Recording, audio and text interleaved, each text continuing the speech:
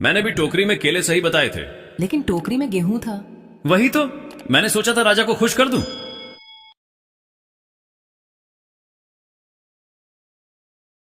बहुत समय पहले की बात है। एक घने जंगल के पास सुंदरवन नाम का एक छोटा राज्य था। वहां राजा वीरेंद्र का राज था। राजा को अपनी ताकत पर बहुत घमंड था। वह रोज दरबार में बैठकर कहता, मेरे राज्य में मुझसे ज्यादा बुद्धिमान कोई नहीं। दरबार में बैठे जानवर राजा की बात सुनते और चुप रहते। उसी राज्य में गजराज नाम का एक समझदार हाथी रहता था। वह ताकतवर होने के साथ साथ बहुत शांत और बुद्धिमान था। एक दिन राजा ने ऐलान किया, कल जंगल में मेरी शाही परीक्षा होगी। जो जानवर मेरी बुद्धि को मात देगा उसे बड़ा इनाम मिलेगा। लोमड़ी, बंदर, हिरण और भालू सभी सोच में पड़ गए। अगले दिन राजा जंगल में पहुंचा। उसके सैनिकों ने रास्ते में एक नकली शेर बना रखा था। राजा ने सभी जानवरों से कहा, जो इस शेर को देखकर बिना डरे इसके पास जाएगा वही सबसे बहादुर कहलाएगा। महाराज, बहादुरी अपनी जगह है, लेकिन मेरी जान मुझे बहुत प्यारी है। सब हंस पड़े।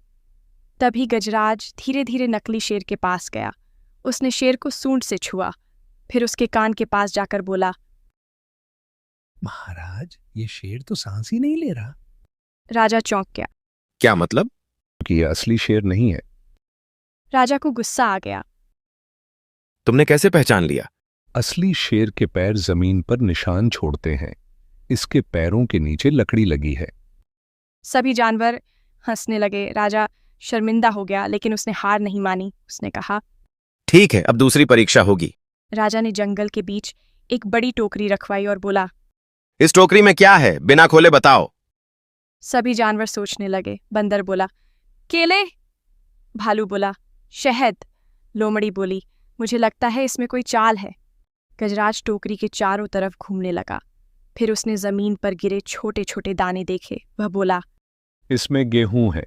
सही? तुम्हें कैसे पता? टोकरी के नीचे से गेहूं के दाने बाहर निकल रहे हैं। सब फिर हंस पड़े। अब राजा परेशान हो गया। उसने आखिरी परीक्षा के लिए एक बड़ा जाल बिछाया। उसने कहा, गजराज, अगर तुम इतने बुद्धिमान हो तो इस रास्ते से मेरे साथ चलो। गजराज ने रास्ते को ध्यान से देखा। उसे कुछ अजीब लगा। उसने राजा से कहा, महाराज, आप पहले चलिए। राजा जैसे ही आगे बढ़ने लगा, गजराज ने उसकी पूंछ पकड़कर रोक लिया। मुझे क्यों रोका? गजराज ने सामने जमीन की ओर इशारा किया। वहां पत्तों से ढका हुआ एक गहरा गड्ढा था। राजा की आंखें खुली रह गईं।